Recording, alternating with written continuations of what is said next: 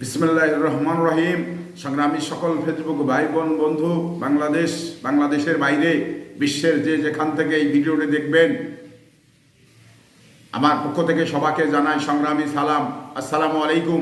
সংগ্রামী উপস্থিতি, ভারত আমাদের কতটুকু বন্ধু, ভারত আমাদের পাশের রাষ্ট্র, ভারত একজন প্রতিবেশী হিসাবে আর একজন প্রতিবেশীর এত সর্বনাশ করতে পারে, এত দুর্ভোগ দিতে পারে, এটার বাস্তব উদাহরণ আজকে এই বন্যা দুর্গত মানুষের ক্ষেত্রে প্রমাণিত হচ্ছে। ভারত যে সময় পানি দেওয়ার প্রয়োজন, বাংলাদেশে যে সময় পানির প্রয়োজন, সে সময় কিন্তু ভারত পানি দেন না।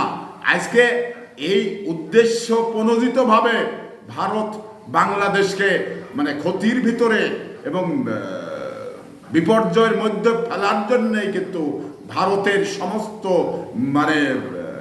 ফারাক্কার গেটগুলো খুলে দিয়েছে। আজকে আপনার নোয়াখালী, ফেনী, চট্টগ্রাম, এই সমস্ত এলাকার মানুষগুলো যে মানবতার জীবনযাপন করছে, এটা কিন্তু মিডিয়াতে এবং সামাজিক মাধ্যমে দেখলেই বোঝা যায়। তো এই ভারত যে উদ্দেশ্য প্রণোদিতভাবে আমাদের যে ক্ষতি করার চেষ্টা করছে, এতে কি ভারতের ভালো হচ্ছে? এতে কি ভারতের সঙ্গে বাংলাদেশের সম্পর্ক থাকতে পারে? এতে কি বাংলাদেশের যে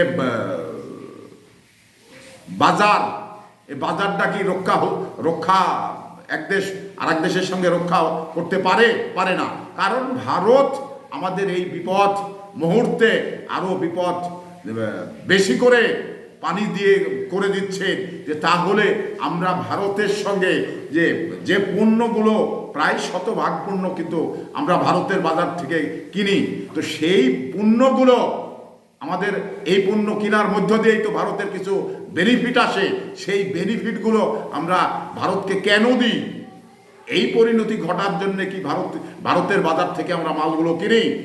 এই দুর্যোগ ঘটানোর জন্যই কি ভারতের কাছ থেকে আমরা এই মালগুলো কিনি? আমরা তা কিনি না। কিন্তু ভারতকে আমরা যতটুকু মনে করি, কিন্তু তার বিপরীত হলো ভারত শুধু নিজের পররাষ্ট্র নীতি ঠিক রেখে অন্যের কি হলো, অন্য রাষ্ট্রের কি হলো, এটা ভারতের দেখার কিছু নেই। ভারতের স্বার্থ চরিতার্থ করার জন্যেই যেটা করার প্রয়োজন সেটাই কিন্তু ভারত করে।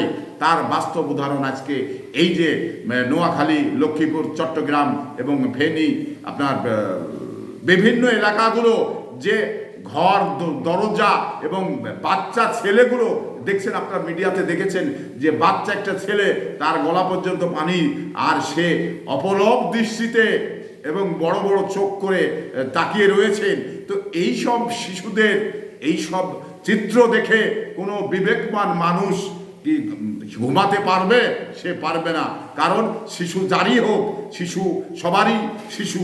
তো সেই অবস্থা সৃষ্টি করার জন্যে ভারত এমন একটি পরিবেশ করেছেন, যেটা আসলেই বাংলাদেশের জন্য বড় একটি দুর্যোগ সৃষ্টি করে দিয়েছেন।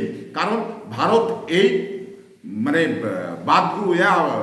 গেটগুলো না খুলে দিলেও পারতেন, ভারতের এমন কিন্তু সমস্যা হতো না। কিন্তু এই সমস্ত গেটগুলো খুলে দিয়ে বাংলাদেশের যে